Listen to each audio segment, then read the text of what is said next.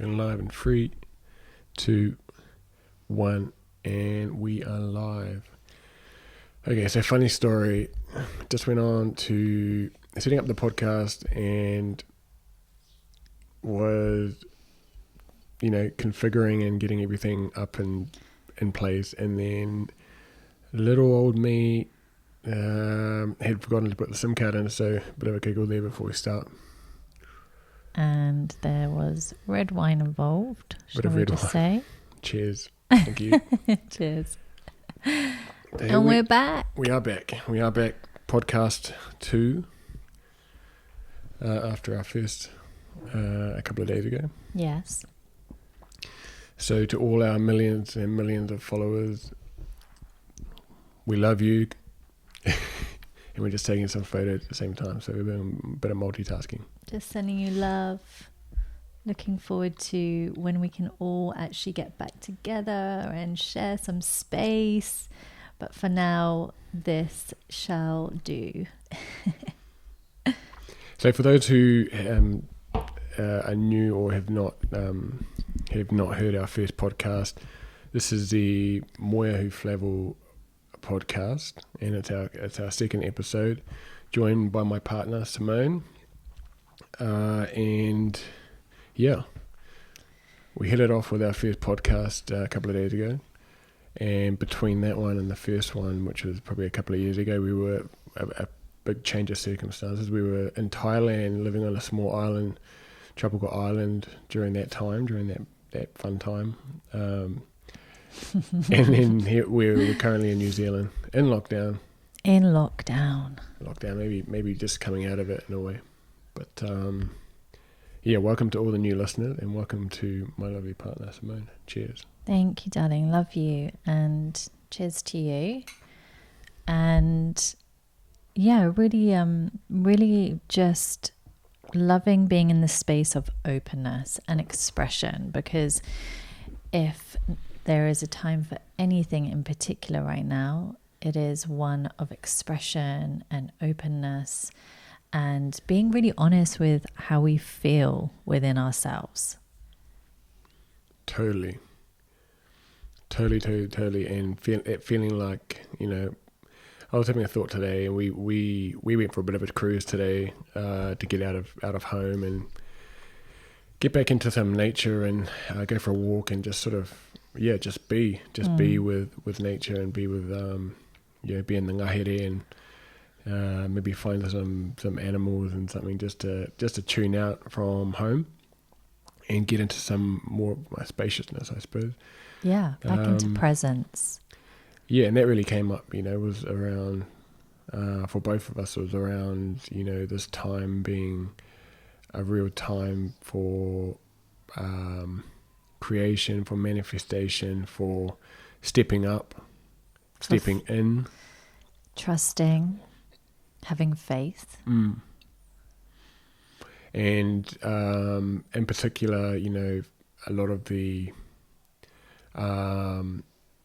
it's a time where a lot of the constructs and the beliefs that we've built up as part of our identity or part of our lives that have shaped the way that our perspective and our perception have, going through a period of change, I suppose. Yeah, and we I'm sure you guys would have seen this photo, and it's a donkey. It's a photo of a donkey, and he's got just one rope, and it's tied to a plastic chair, and the donkey isn't moving. And this is such a great photo that represents all of the confines that we set up around ourselves and that keep us playing small because of our limiting beliefs that we've just kind of adopted and taken to be true by other people. Yeah, it's a powerful picture. And one that came up, I remember seeing it for the first time a couple of years ago, and just sort of one of those Facebook posts that someone put on, like a meme kind of tag thing, and it was a meme. Meme, yeah. I say meme, maybe meme in Te Reo Māori, but and I saw it and I was like, man, and it kind of like, I'll post it up when I put the stuff up, but yeah, it's a horse, you know, eventually, essentially tied to a chair, believing that it's, you know, yeah, it's sort of trapped in that confine, you know, of belief and construct based on yeah. Well, it's believing that it can't move and it's only a plastic chair. So that just represents all of the things we make up in our own mind that we think are true but are not true. And just really coming back to this idea that we're expansive beings and we get to challenge everything and to find our edges. And it relates to this present time as well, you know, where, like I said, all our constructs, all our beliefs are being challenged, and in ways that, in some ways that are sort of, I suppose, against, or how do we say? Yeah, we're being challenged in ways that make us feel uncomfortable, and can feel uncomfortable, and can feel restricting, and can go against the sense of feeling like things are out of our control, and we don't have a say in what's going on. I mean, I'm going on a totally different tangent. I know. Right now, but where are you going? it's all right. No more red wine. Like one trying to follow the thread. But Ooh. yeah, powerful picture, and it really that was something that we were holding during our walk today, and it also you know really had us thinking about self-belief and a few different topics that we could potentially talk about, and and see where the conversation goes without expectation, and we'll see how we go. Yeah. I love it. Red wine. But well, let's start like self-belief is something that is a really interesting, fascinating topic. And I suppose like we can just open up the floor, and you know we can share, you know, if we're willing to go into some of those areas, is around self-belief. And what does it mean? What does it mean for you, like self-belief? Like when you think of self-belief, what does it mean? For me, it's more of something that I personally feel a resonance inside of my body, because in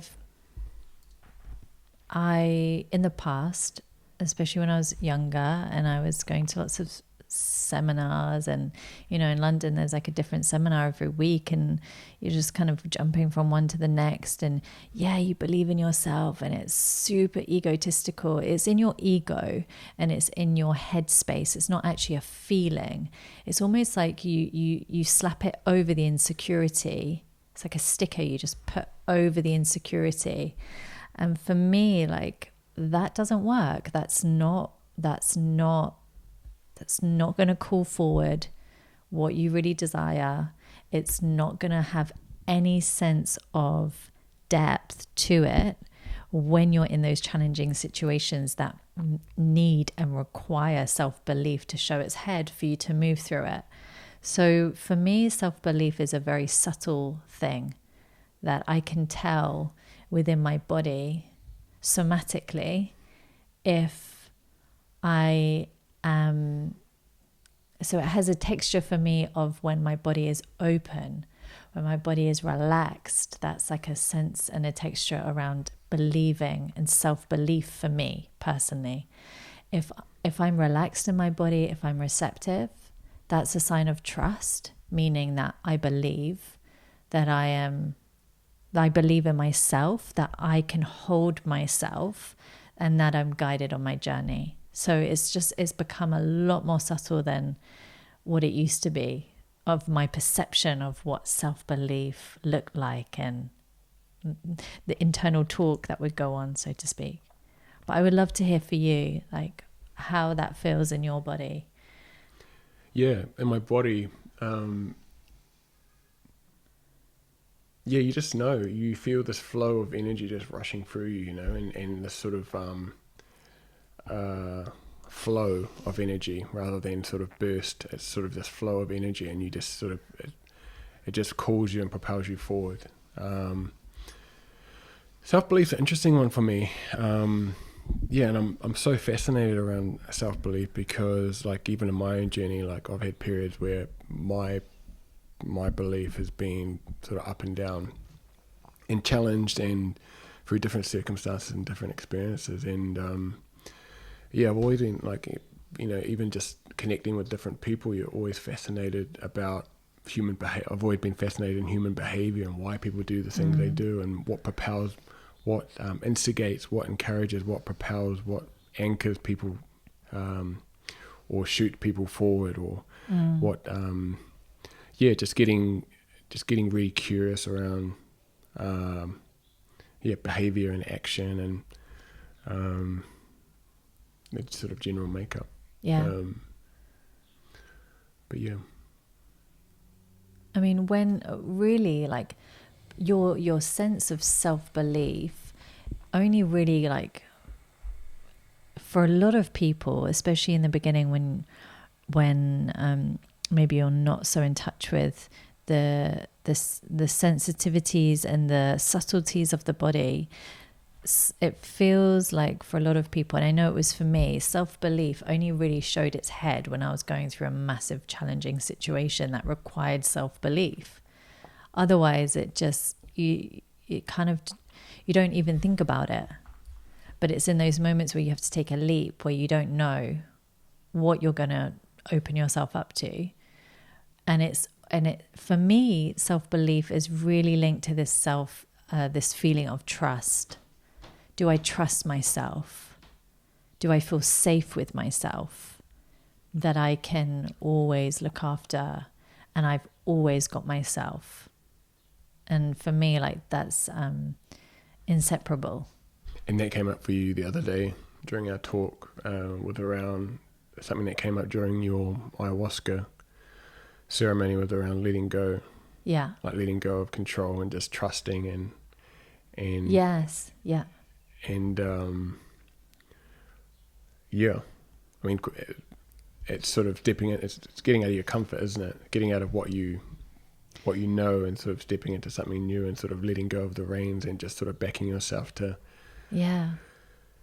And there's so many different layers of belief. Like, this is what's such a beautiful topic, because I remember,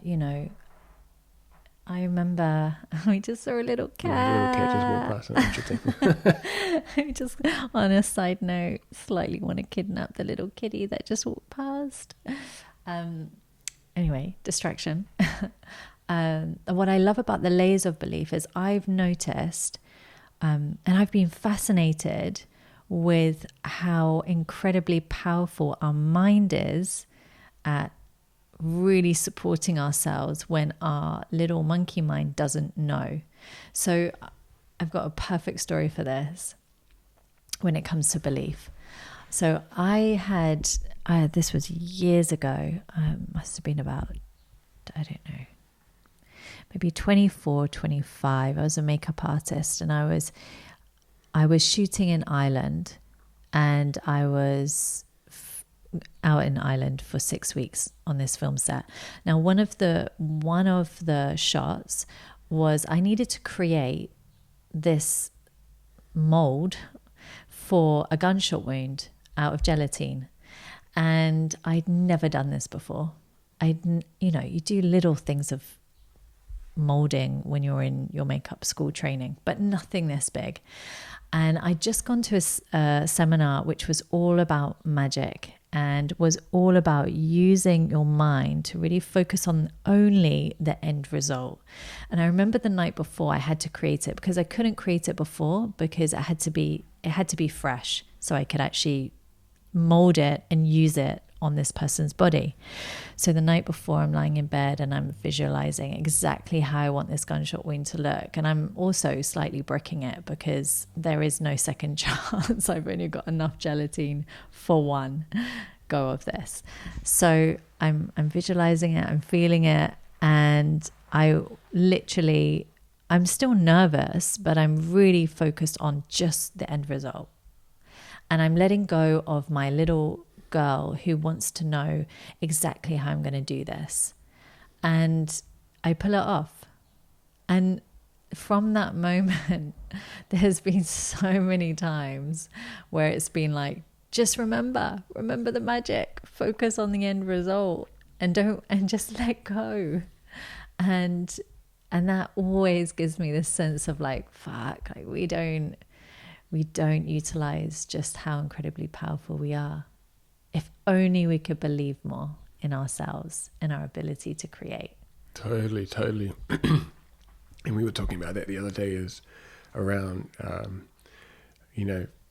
holding that vibration, that vision, and allowing that to pull us through, rather than could it, in the rocky times, or the times where we sort of, a bit shaky or being challenged in different ways. It's sort of just staying true to that vision or that vibration, and just allowing that to keep moving you and inspiring you and calling you forward. And that's interesting when it comes to something like manifestation, is holding that vision, like we said, holding that vision, and just and staying true to that belief. And it's interesting when we think about beliefs, is that, we were talking about how a couple of nights ago we went for a walk, and we were talking about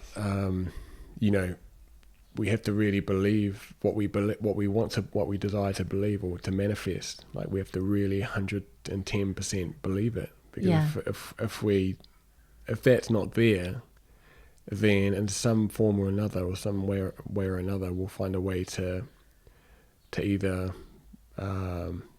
sabotage, or because if we don't believe it 110% in the first place, then we're not gonna give. You don't want to give 110% if you've got this little fear of failing. Because then it's like, I gave my everything and I still failed. If you don't give your all, you can be like, I didn't give really my 100%. Yeah. And it's like this self-protection mode, but it's equally self-destructive. And sometimes, that can be more enticing, is just to say, I Totally. I gave it a go, but I didn't get there, or whatever it might be. So the power of belief. The power of belief. But definitely having that strong mindset, that strong belief, that and I'm sure everyone's got a different way of what they do to find that, to find that vibration, or that, and cultivate it and stay in that vibration, whether that's, it's so many different ways. Like, everyone's got so many different ways. Like, what are your ways? What do you do? Self-belief. I love visualizing. I love creating really intense kind of visualizations that I can go into.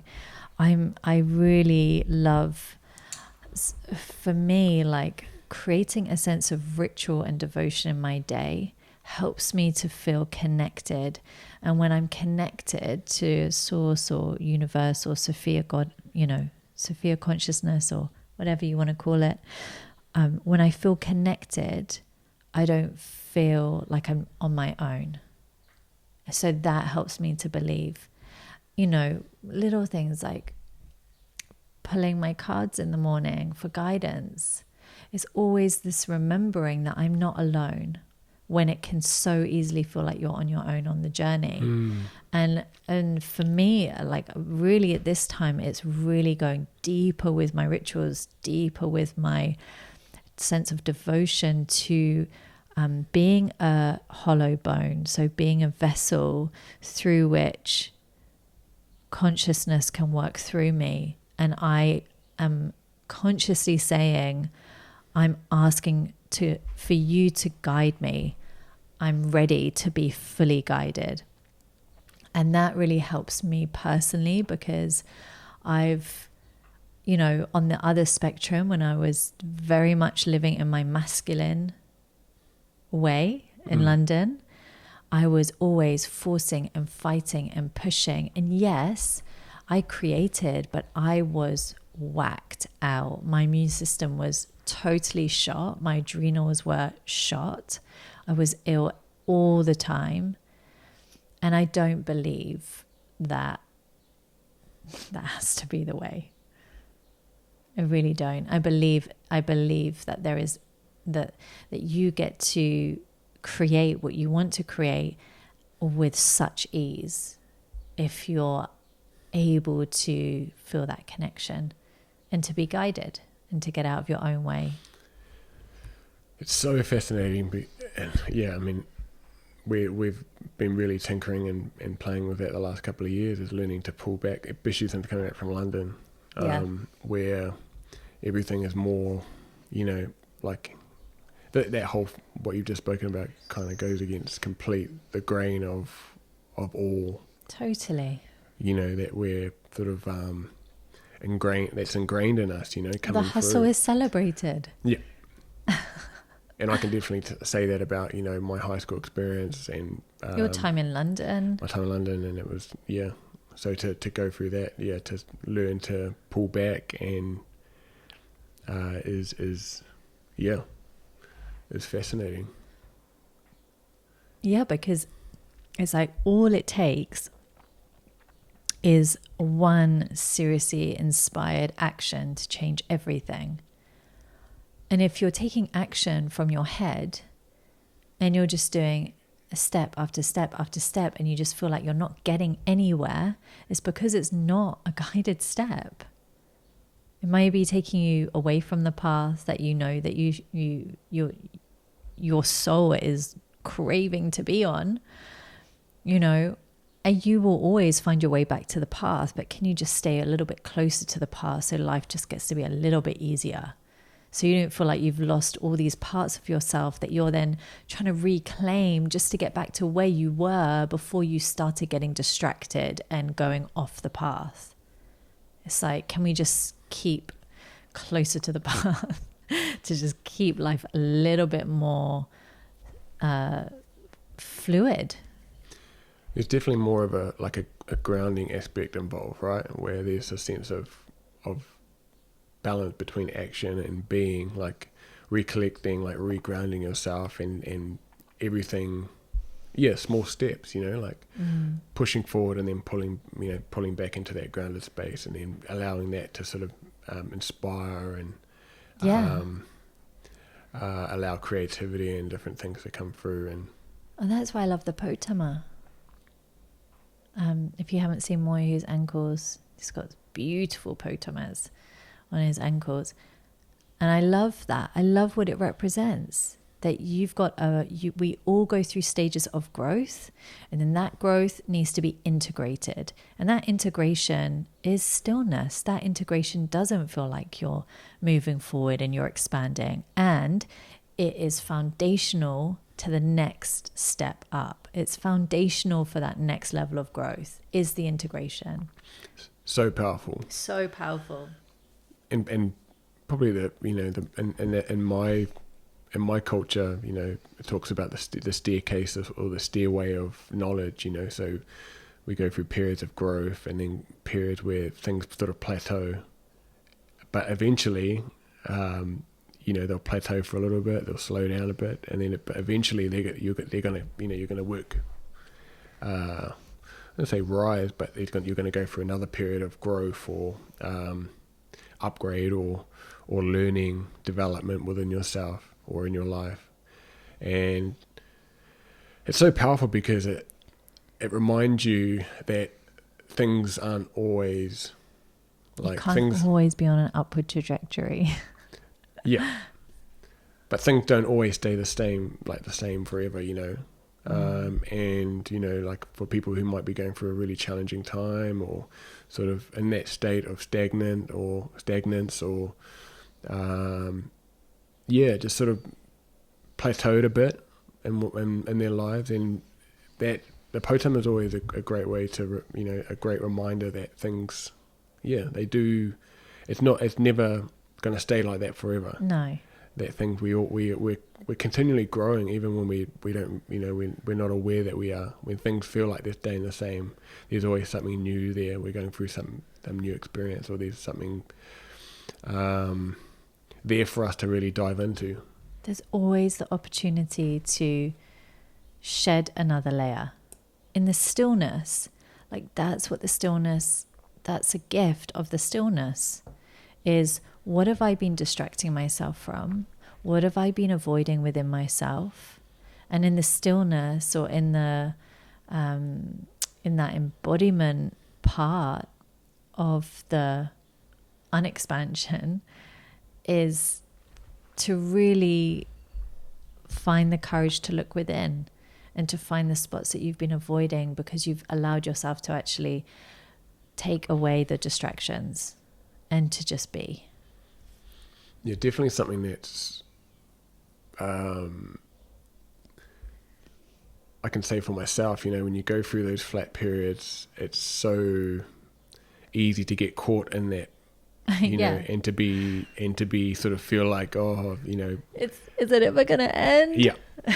Yeah. How am I gonna be here forever? Yeah. But like you just said earlier, is learning to trust the process and trust in yourself and stay in tune with yourself, and learning to stay in that sort of neutral place and be comfortable in that uncomfortable place, and doing what you can, but not not losing touch with that grounded place, Yeah. because eventually, things will change. They'll change. They always do. I love this quote, that the only certainty there is in life is uncertainty. And that is so powerful. Can you be comfortable in uncertainty? Because that is the only certainty in life. Things change. Nothing ever stays the same. And so if you're someone who is petrified of uncertainty, who needs to control, who needs to know, and I'm speaking because I've been there, I've been that person, is knowing that you're going to be fighting against yourself the whole way,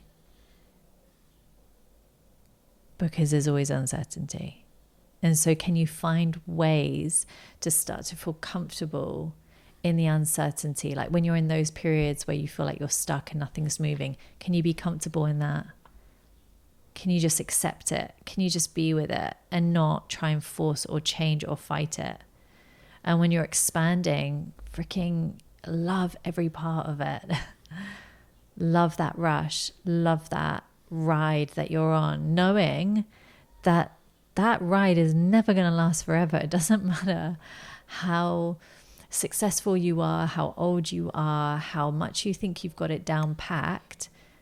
That upward step on the potama, that expansion, is never going to last forever. There's always going to be a plateau. Yeah. So it's just coming to terms with that and accepting, okay, this is life. This is part of life. And it is so powerful and humbling. Humbling, humility. Yeah. Because I definitely can relate to periods where, like I said earlier, like you go through that plateau and you just want to know, like you just want to know what the next step is. You just want to know, what things look like. It's a sense of control that, that provides that certainty and that comfort. Yeah. And control. It's control, totally. And so I can definitely relate to that, but like we've just talked about, it's with that perspective and with the potama mind, is that things always change. Like we're always moving, even when it doesn't seem like we just have to let go of the reins and humble ourselves and just sort of hold back a bit, pull back a bit, and just allow things to flow. Because for me, it's like when you're in that phase, right? You're in this stagnant feeling where it feels like nothing's moving, and you're like, like this is not the life I want to live. I feel like life feels dull right now, and your mind instantly goes to trying to force an answer. And for me, it's like the more forced answers that you push for, the further you're stepping away from your path, because it's not from your heart, because it's forced, because your mind just wants to freaking hold on to control. So it's like when you, we've experienced this. So we've experienced this deeply, and I've experienced it definitely where it's like an opportunity presents itself, and you in your head, in your head, you're like, certainty. This makes sense. Yeah, certainty. Safety, security. Yeah, my little crab just wants to crawl into that cave. And you persuade yourself that it's expansion, that it's growth. And because it's from your head, it is so freaking painful, that whole ride. And every inch of your soul is crying. And you don't listen because it's... No. It's safety, it's security, it's everything that society tells you that you should be really freaking grateful that you've got. And you get to the end of that point, because there will be an end of that point, and you look back and you think, fuck, I've just come like 10,000 miles off my path. And I don't even know myself. And I don't even know who I am anymore. And I don't even know my voice anymore. Fuck. Now I've got to make my journey all the way back to that path. And that is like crushing. When you connect with the person you were before you took that opportunity, and you look at yourself on the other side of that opportunity, and you feel so hurt by what you've just put yourself through, because you wanted certainty, you wanted a sense of security, you thought from your ego that this was your opportunity, but it was from your head and not your heart. And it's not just society's expectations too, because you've got your upbringing and your parents' upbringing, things that you're told like all the way through, you know. That for me is society. It's like all wrapped into one, everything, family, friends, boom. Noise.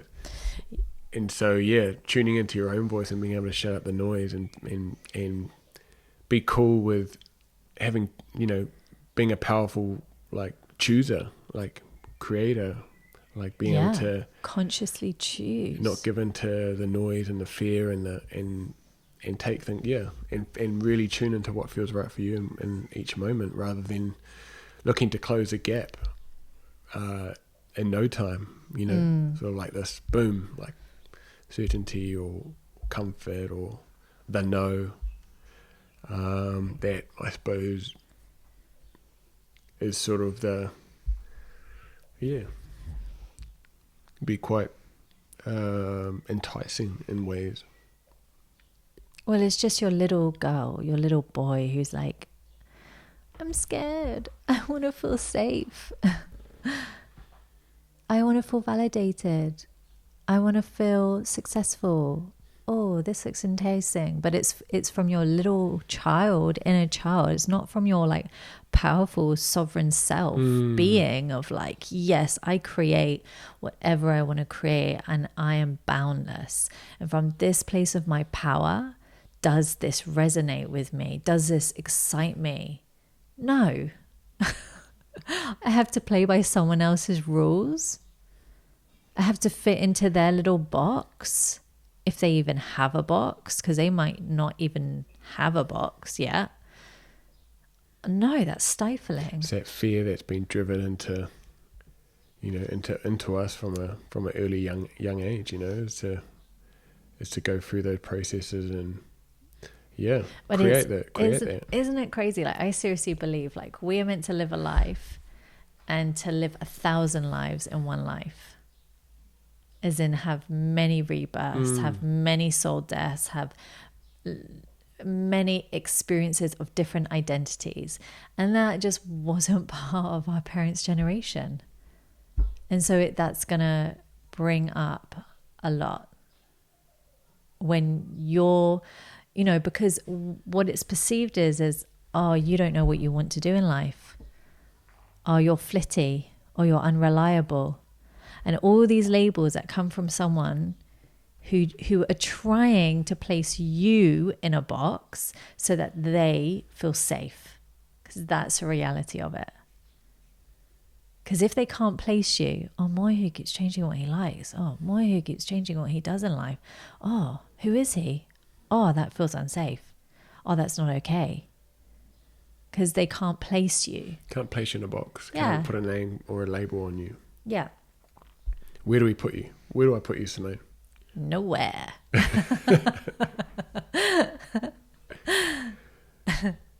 Yeah, it's definitely an interesting one. And I've learnt that I've had a few experiences since being back in New Zealand of feeling that willingness to be put in a box, that pressure to be put into a box in multiple ways. Yeah, so I'm just going to get some more wine. But yes, like we said, staying true to what feels right for you, even if it goes against the norms, if it goes against societal expectations. And when we talk about, belief, like, linking that to this present situation right now, with lockdown, with so much going on externally, and being able to stay in that state of belief and trust and surrender and that staying in that vibration of yours that you desire to be in for yourself. Yeah. And upholding that and honoring your needs. Honoring's a massive one. And also just knowing that you can consciously choose what you allow to draw into your space. And that's come up for us a lot, hasn't it? It's like really bringing awareness into what are we bringing into our space? Who do we bring into our space? It becomes very conscious. Does that energy feel light? Does it feel like it adds to the texture of our home, or does it not?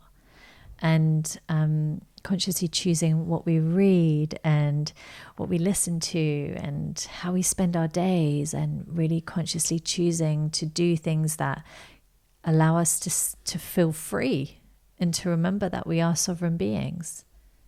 Totally. And that's been a big thing for myself, I know in particular, and for both of us within our space, is staying in that place of choosing powerfully and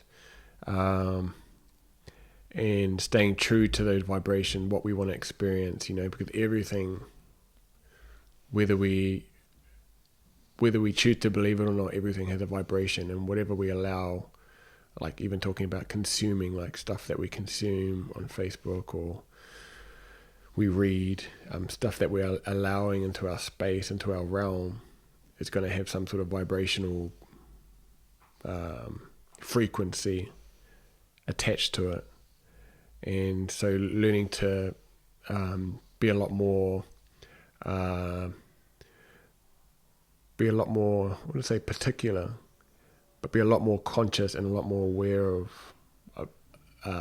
a lot of the choices that we make on a daily basis, like from moment to moment, and in particular the small things, the little things, and how those things impact, or how those things may impact on the bigger things eventually. Well, it's picture. Like all those little things, they all add up and they all compound. And if you can stop and just have some kind of awareness around how you feel, and then how you feel after something, and to just catch it. How do you feel after you're scrolling through Facebook? How do you feel with what you're consuming by the choices of who you're following on Instagram. Because Instagram can be freaking magical if you're following the right people, or it can be the total opposite. And so knowing that you choose your feed, right? So it's like consciously choose that. How do you feel after watching TV? Do you feel energized? Do you feel drained? And that's a choice. And yeah, back to that word of sovereignty, being totally in your power, like being in that sovereign state of knowing that everything that we are experiencing is like we've chosen it all. Yeah. And we can unchoose stuff as well and let stuff go. And man, that's a big project to take on, like just of course chipping away at it. Yeah. But very rewarding, and it's a continual thing. Like you have stuff, like I have stuff that pops up all the time, particularly from my past, that pops up, and I'm like, man, why is it always the past? I have stuff pop up, and I'm like, man, like I don't want anything. It's like learning to, or it doesn't even necessarily have to be the past. It can be little things that old patterns from the past. Yeah.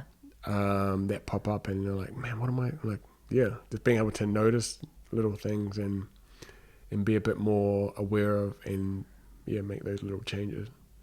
But that's what I feel. It's like wherever we have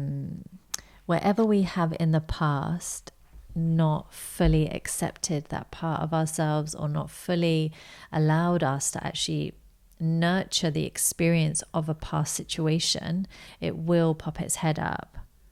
It will pop its head up. And actually, we are so incredible. Our minds are so incredible at totally rewriting or totally erasing past traumatic events. Like totally, no recollection, because it was so traumatic that for your body, it was best for you not to remember. And there's like a beauty in that. And there's also like, okay, well, I definitely get to love and integrate and accept the part of myself that experienced that. Because it's like sovereignty for me also means like a bringing back of all aspects of yourself that you've rejected or you've judged or you've run away from, and to bring all these pieces of yourself that you've left anywhere in any other timeline or any other age, and bring it all back to you in this moment. Unconditional love for yourself. Unconditional. I'm going to take it deep, and I'm going to going back to self-belief, because we're just going to open the floor, and like you've had some really traumatic experiences growing up. Like you've been through a lot, not just in childhood but leading into your adult life as well. And there might be people that are listening now that are curious as to how do you hold that vibration, that belief, that trust, that faith, like stay in your light and empower yourself, even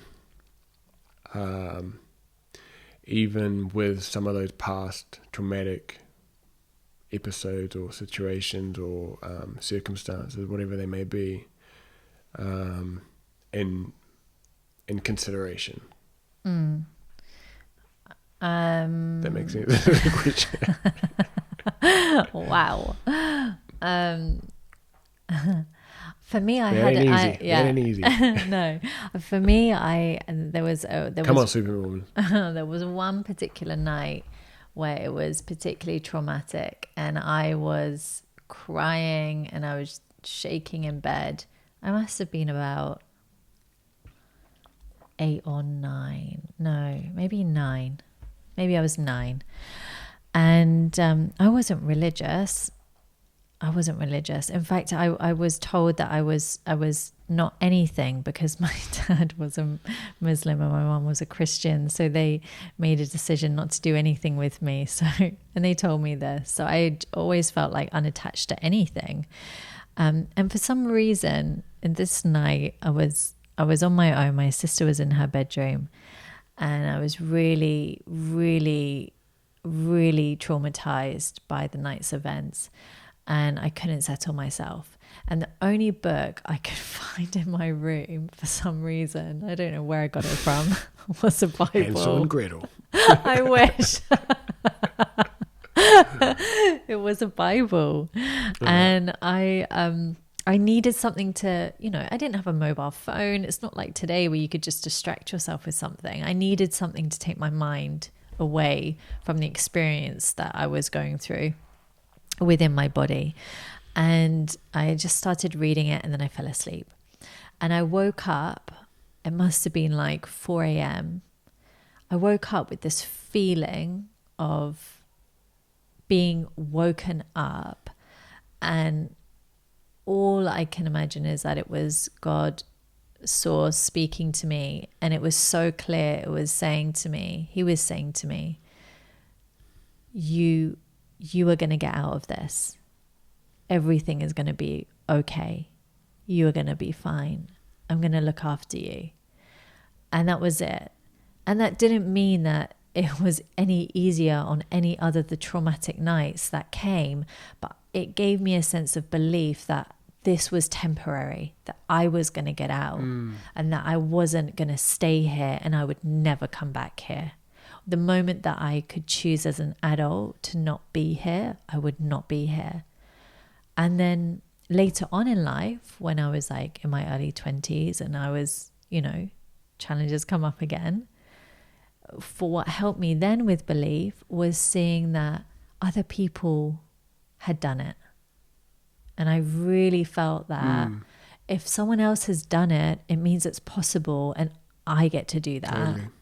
So twofold, really, like those two things, like knowing that someone's done it and who have been in crazy situations as well. This isn't saying that they'd done it and they'd, to be fair, no childhood is perfect. Doesn't matter if you've got money or whatever. No, every childhood comes with their own challenges, and that's for a reason. Like, we all are born to go through our own story, and I believe that. So I don't feel alone in my struggle. I feel like we all face our struggle. And to know that someone else has gone through something and come out the other side, and not only come out the other side, but has freaking like flourished and is doing incredible things in life, that always inspired me. And it's humbling, like it reminds us that we're human, like that we all have challenges, and we all have ups and downs, and we all go through our pro-tama stages, and having emotions or feelings or whatever they might be are just a natural thing in life. Like if we were to go through, just like we hear this all the time, like lots of different podcast people like if things were just cruisy and we just cruise through life with no challenges, it would be a pretty boring life, right? Yeah. Like it would just be a plain sailing life, like you just weren't getting tested or challenged or in any way. I love a quote from Byron Katie, or it's not a quote, but she says, like, we all poo and we all sleep and we all need to sit on a chair. Like, we're all human. Doesn't matter how successful you are or how unsuccessful you are. You still all do those three things. And so it gives you this ability to look to someone who is creating what you desire, and to know that you can do it too. There is no difference between you and that person. It's only your belief in your faith, in yourself, and in your journey. Yeah. What for you has helped you to cultivate that sense of belief in those challenging moments? What pulls you through? I think back to a powerful moment that I had. I was playing sort of semi-professional academy level rugby down in Wellington, and rugby was sort of the thing at the time, and I was investing everything into it at the time. And I had a injury, and one thing led to another, and I was out for a year, and I was going through all this sort of challenges, like stepping away from something that I dedicated everything to. But I had this particular moment, I was sort of going through a bit of a rut, a bit of a plateau, as we've been labeling tonight. And yeah, it was sort of, I was young, I was between about 20, and I was just a bit confused. I was finishing my uni degree. I wasn't really sure if it was really what it was still in that mindset of, our parents was sort of, you stay to one job and you do that for 30 or 40 years, and you stick to that, you stick to that security and that comfort or the known. And I still wasn't sure. I was doing a teaching degree at the time, my last year of university, and I was just, I something was out of whack, and was not feeling well within myself. And my heart was sad. Hitting on my Yeah, it was really unhappy and really like sort of sad, and was holding on to a lot of stuff at the time. And I did a trip. Actually felt a calling to do a trip to a tribal area along the Taranaki coast, where my mother's from Parihaka and Taranaki, along the coast. And I'd always felt this sort of spiritual, it's sort of always been that place for me, that place where I go there and everything just sort of melts away, all my problems, all my worries. And I felt at the time I was 21, I hadn't really spent a lot of time there since my early childhood. I went to boarding school and then university, and but I felt a calling to go there. And my grandparents are buried at a Urupa cemetery not far from our marae, along the coastline there. And so I think I went along there for some sort of do, or like a birthday, a cousin's birthday or something, and sort of a spontaneous trip. But I was, like I said, my heart was in a really sad place. And I've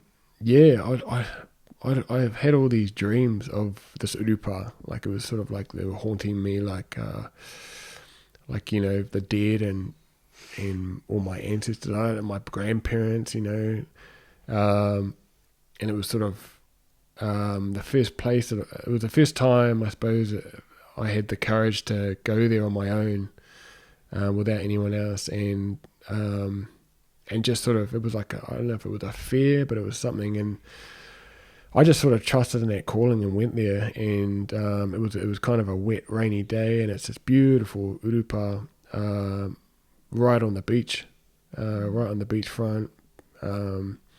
Undisturbed. I don't think there were too many farm properties or properties around at that time. This must have been 2010.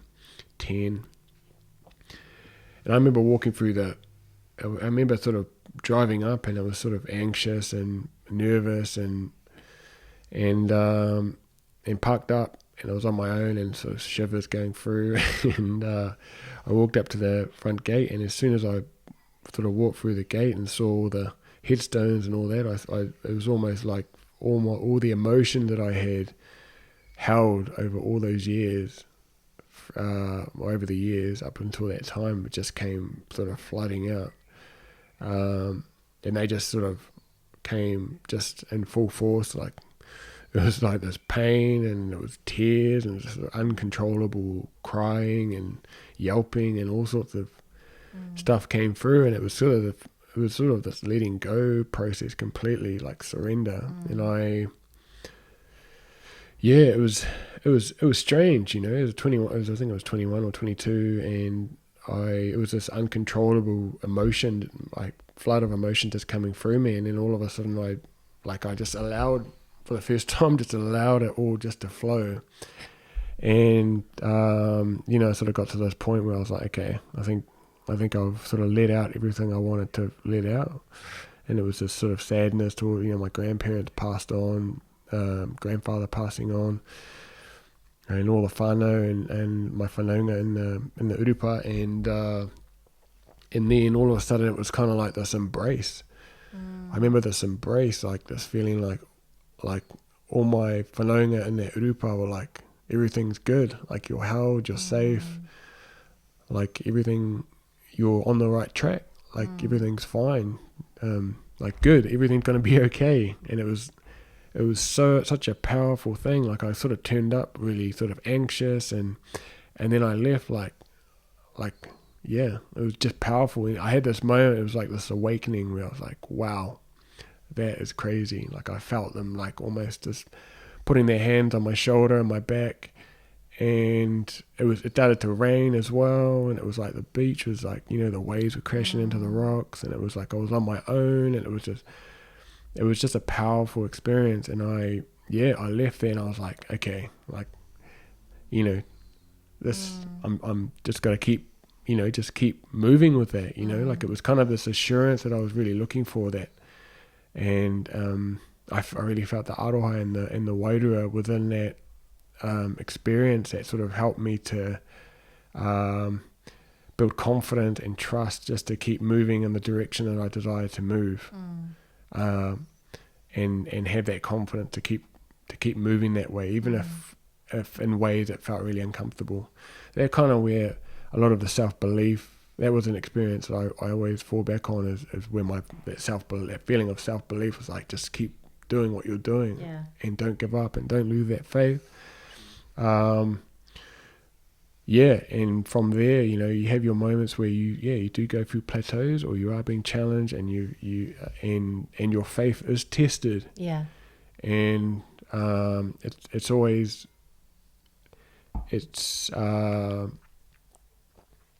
reassuring going back to that experience and reminding myself of that as I get older, because we're what, 11 years on, 12 years on.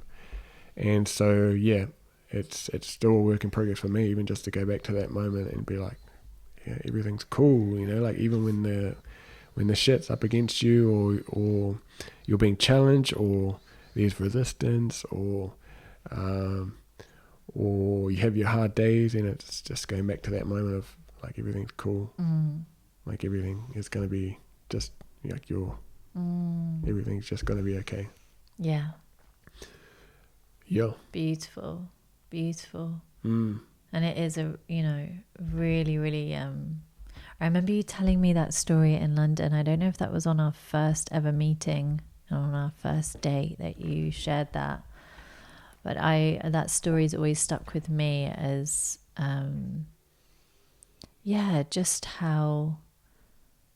just how incredible it is when you can actually allow yourself to be guided and to feel the force behind you from your ancestors, because they are there with you. They don't just go somewhere and then leave. Like, if you need them, they're there.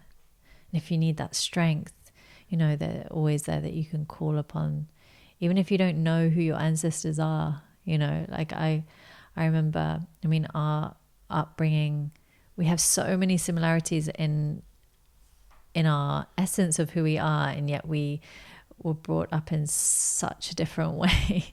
So I remember just feeling like in such awe around the fact that you even knew who your ancestors were, that you could even trace a family tree that went back past 2 generations, you know. And I really see like there's a beauty of really understanding the lineage, and really using that force and that love as a calling point that you can call forward when you need it, you know, because that is powerful, to feel that sense of love and the sense of community, of that feeling like everyone's behind you and everyone's got you. Yeah, and that was definitely one of the challenges living in London, was having less access to nature, because I find when I'm in nature, like I can dial in, like I can sort of shut everything else off and just really tune into myself, and break through the noise, and get that connection, that spiritual connection, almost refilling my cup, or replenishing my soul, my spirit. And that was a real challenge in London, like in particular, where, you know, we're living in a concrete jungle, and things are happening 115 miles an hour. But yeah, I mean, it's so powerful, and something I still feel today. Like when I go back, I mean, we lived in Pariakapa last year, which was such a so grateful and such a humbling experience, and so blessed to be able to do that. Yeah, man. And live on the whenua, on the land. But yeah, just to be able to call on that when in need is such a powerful thing, and something that that with this conversation has encouraged me to delve more into, into my practice. And that's why that's why I love like this idea of like bringing devotion and ritual to everyday living, because it's in the devotion and ritual you're creating the space to actually call upon that help. Because it's like it creates a container that you can actually then go into that connection and to actually call upon like your ancestors or whoever you want to call forward. But it sets a space for you to do it. Otherwise, it's just too easy just to get up, do your thing. Before you know it, the whole day's gone and you haven't actually spent any time like in a sense of devotion or ritual or asking or connecting or really tuning in to yourself. Which is extremely, so relevant to today, like to the situation we find ourselves in now. Yeah. Where separation, like there seems to be a lot of, the external forces that are going on and things that are happening around us, a noise. It's sort of, it is testing that devotion, Yeah. And there is a lot of separation and, or sort of, should I say, the forces that are creating separation. Yeah. So yeah, even more relevance and calling to get into those little daily rituals and things that help us to stay grounded and connected. Yeah, it's like just stop, tune in, tap in. Like, what's going on for me? What do I need help with? And ask for help. Like, you don't have to do this alone because you're not alone. And you can call on whoever you want. Like, it's not, for many years I wouldn't even probably say the word God. I was like, I'm an atheist. And then it's like the defiant one who, was like, well, I don't have to claim anything. And then it's like, well, there is source, like there is the universe, there is creation around you. So it's like just whatever resonates with you, just call upon it, ask for help, ask for guidance. My grandma, I love my grandma dearly. And two things that she always said to me when I was younger was, if you don't ask, you don't get. I used to say to her, oh, grandma, like, can I have this? And she'd be like, well, go and ask. And she would, and I really appreciate that now. When I was little, I hated it because I was scared. We hear all the things our parents say when we were younger. Yeah. Like, man. I was scared and I didn't want to get out of my comfort zone. I didn't want to talk to a stranger. My grandma would be like, well, if you don't ask, you don't get. So if you want to go up and ask them, then you might get. And that has stuck with me in so many different levels of, if you don't ask, you don't get. If you don't ask the universe, you don't get. If you're not willing to ask for something, you're not going to receive it. You're at least not going to give yourself the opportunity of possibly receiving if you're not willing to be vulnerable to ask for what you want. And the second thing that she really instilled in me was, life is not a rehearsal. It only comes around once. So are you going to be willing to show up, to participate, to give your all? Or are you not? There is no rehearsal. We're here. So we are here.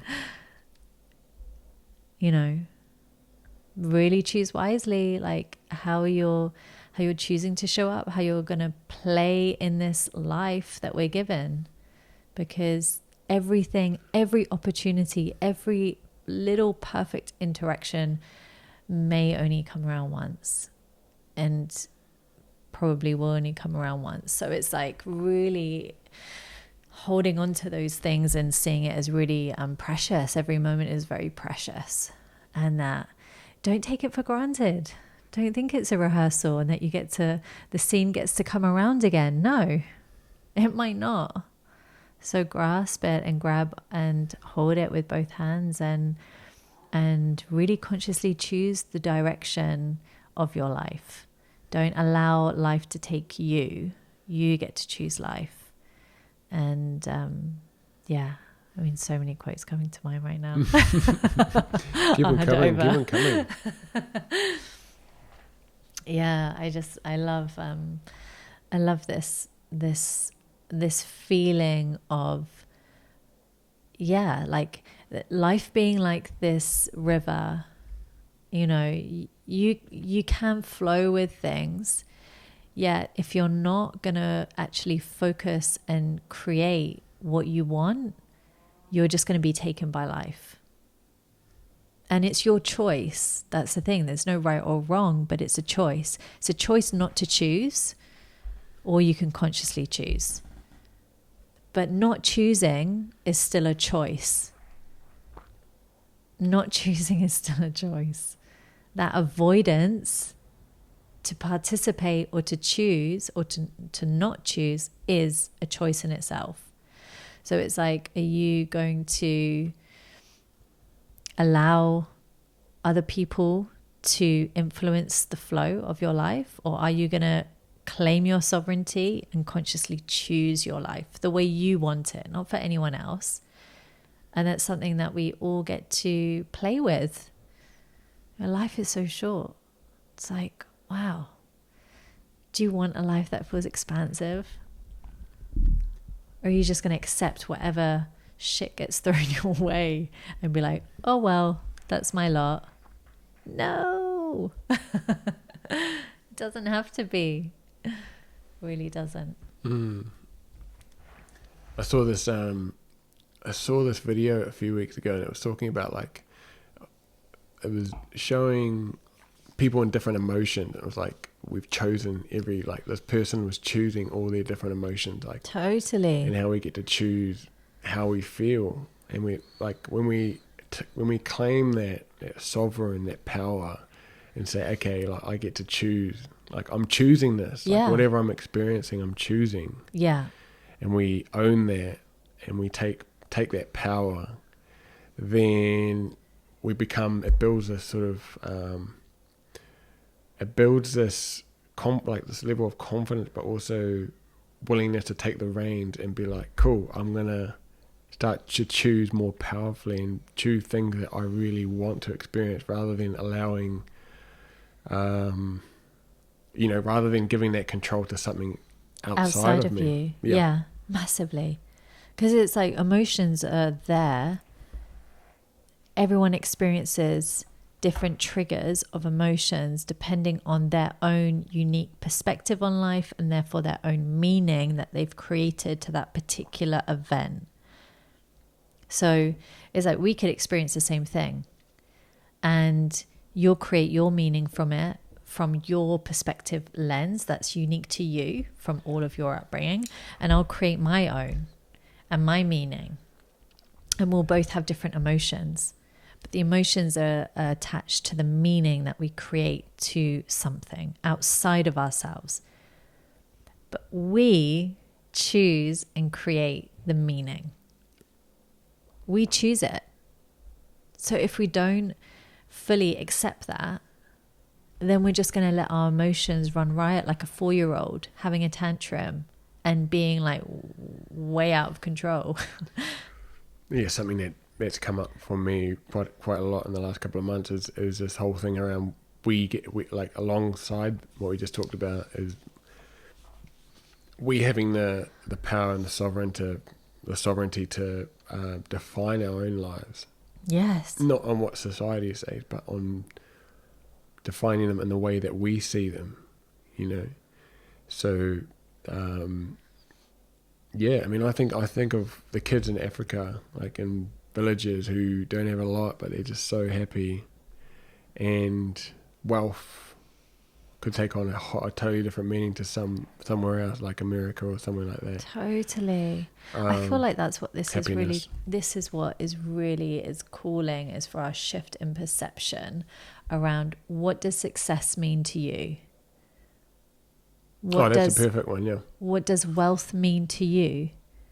Because we all know people who are super wealthy and freaking miserable, and people who are on paper successful. Maybe they've got the business, maybe they've got the money, but they're not successful in their health. They're not successful in their relationships. They're not successful in sense of their own sense of connection to their soul's purpose, and to really living a life that feels like, wow, this feels exciting and this feels so fulfilling to my soul.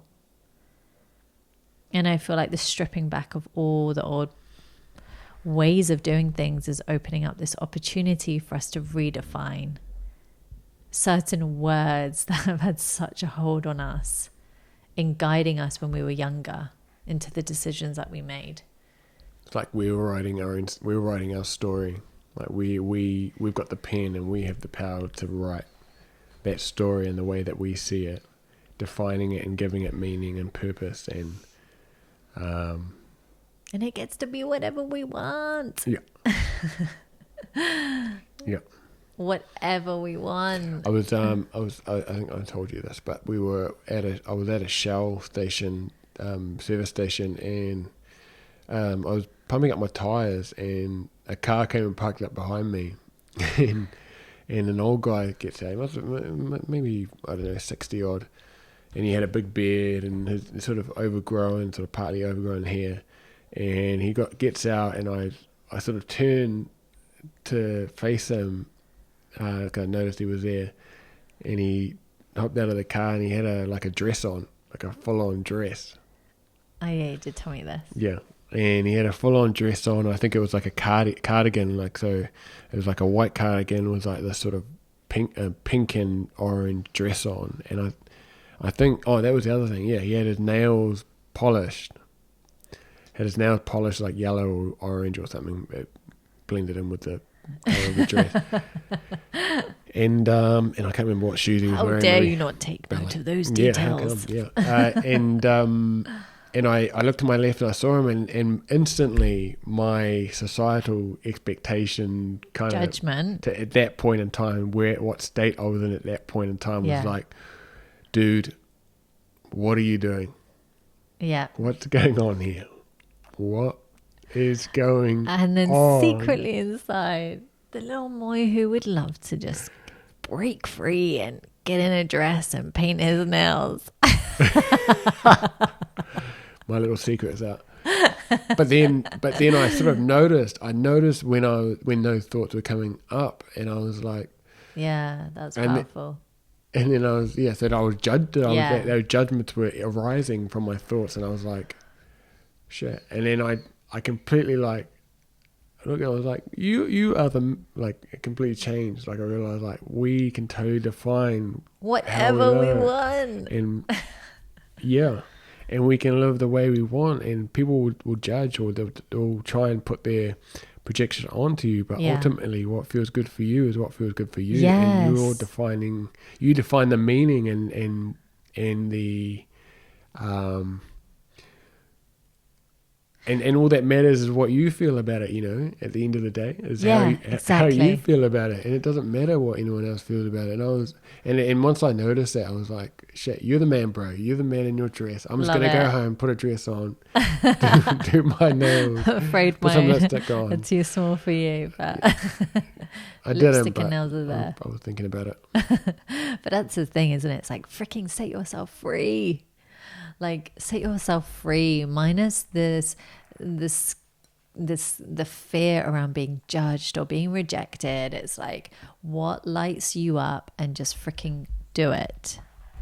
I feel like we've been talking for a while. We can talk for ages, can't we, Angel? Yeah.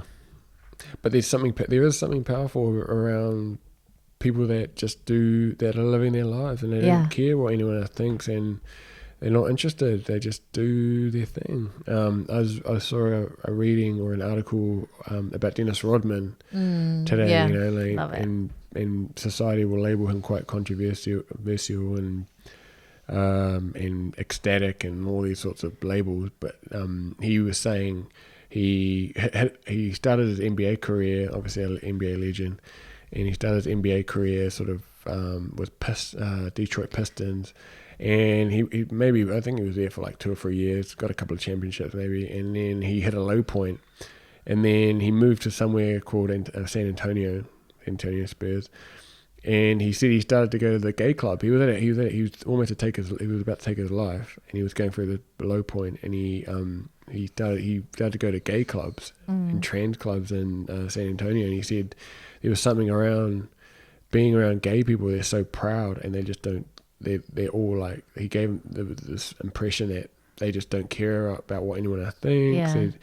They're living on their terms. Yeah. They're proud. Or they have to. They're going against massive judgment from other people. Like we're brought up, and you know, all the Disney stories, everything we consume is one man, one woman together, and there they are going against all of that, and actually to have that courage to step out and to really claim it, and then to be proud of it and to celebrate in it. Like, I can imagine it would feel totally freeing for him to be in that club, to be around people who are just expressing themselves unapologetically. And that's it. And that sort of inspired him to do the same. It gave him that sort of inspiration, that drive to just to do him. And and obviously, like, he did a few things. Like, I think he turned up to NBA games in a dress and dressed up as a trans, and love it.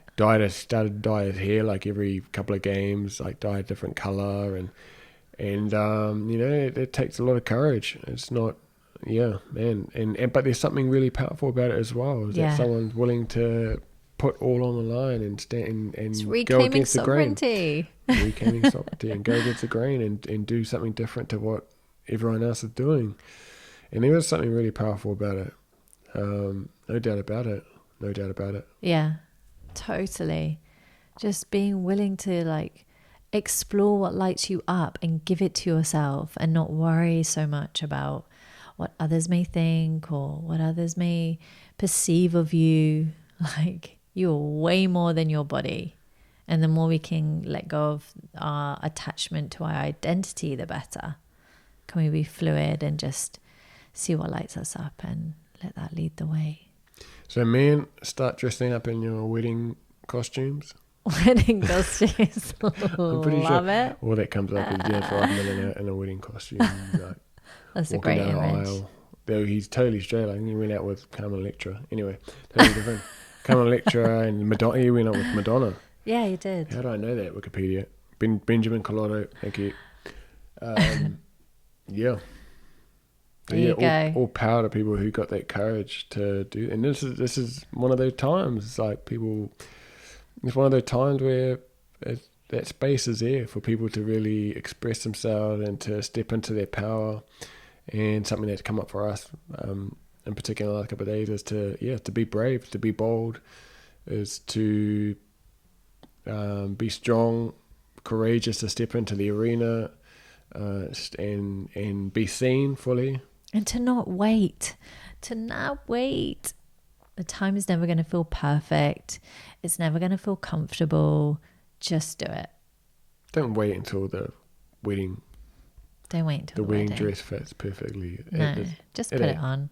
Yeah. Just put it on and colour your nails orange. And do the Colton dance whilst you're in it. And send us a video, please. I want to see it. Celebration. Either way, I think we're going to wrap up. I feel complete. An hour and 20 minutes. Whoosh. Yeah. Wishing everyone love. Sending you all so much love. And yeah, if there's anything that you guys would like us to talk about, or anything that you're interested in, or you want to drop a comment, I'm going to put this into YouTube. Yes. YouTube link, and we'll put it on Facebook and Instagram as well. Instagram is Moe Flavel, MOE Flavel, FLAVELL. Flavel. Yeah. We look forward to hearing from you.